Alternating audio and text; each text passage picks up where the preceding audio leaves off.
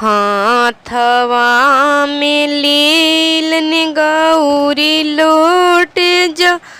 लपनिया हो पूजन चललन न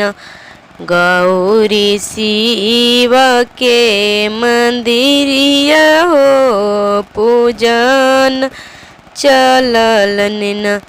गौरी शिव के मंदिरिया हो पूजन चललन न माने माने पूजलन गौरी माने मुस्कैलन हो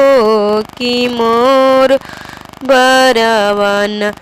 मिलल श्री भगवान हो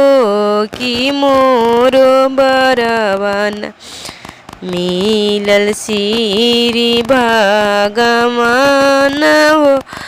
कि मोर बरवन कौनी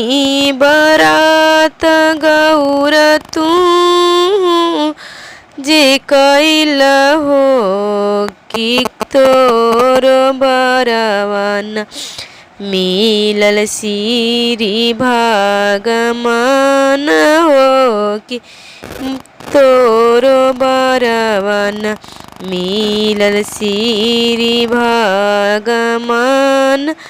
हो कि तोर बरवन कार्तिक मासे कार्तिक छठ कैलियो अगहन कैलिन अगहन कैलिए तवार हो कि हम कैलिन अगहन कैलिए तवार हो कि हमें कैलिन हाथवा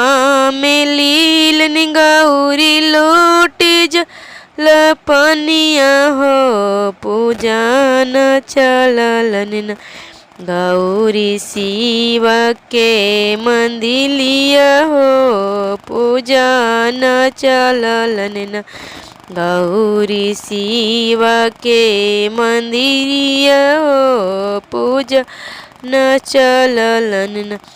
माने माने पूजलन गौरी माने मुस्कैलन हो